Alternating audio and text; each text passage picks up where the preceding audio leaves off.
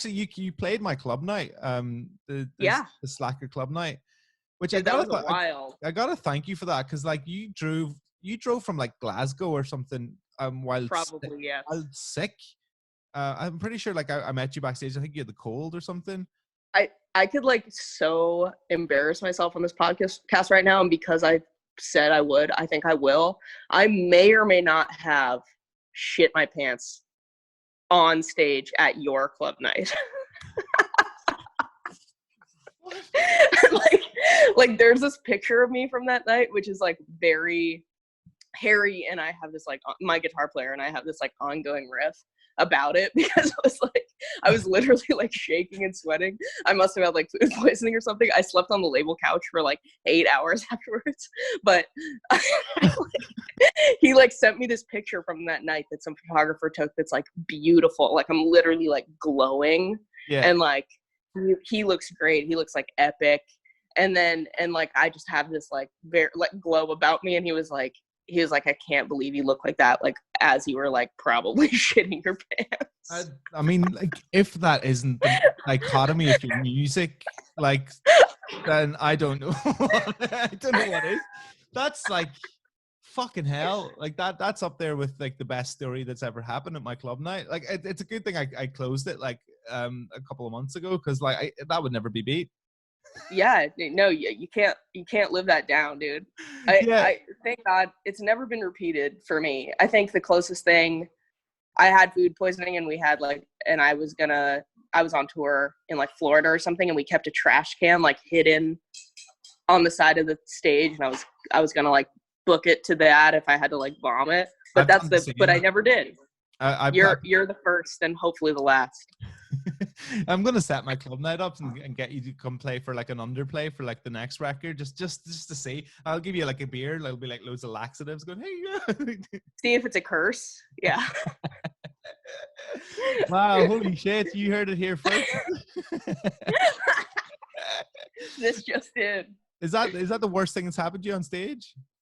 Yes. Yeah, I mean, like by far, nothing worse.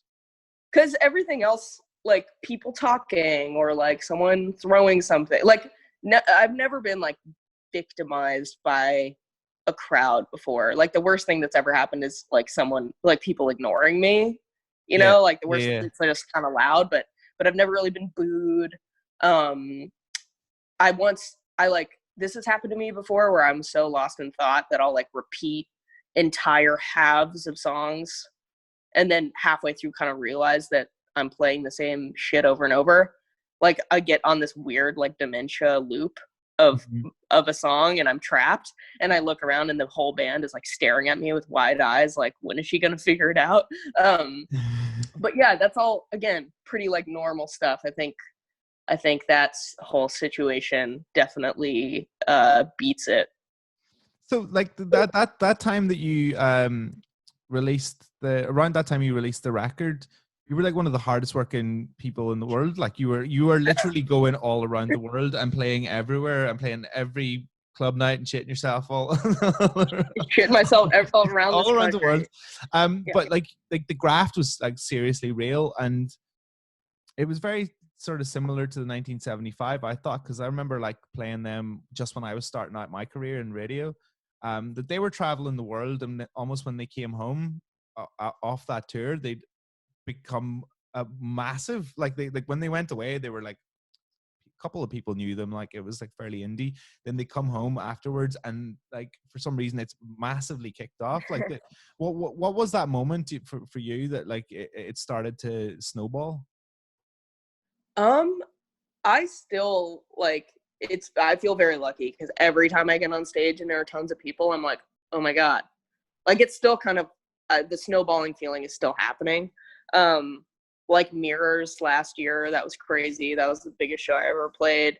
And Mirrors the first year, right after I put out my record, I remember this guy at the label who I love and didn't know that this was like maybe kind of a backhanded compliment, comes up to me and is like, he was like, Phoebe, there was a line around the block, and then people knew the words.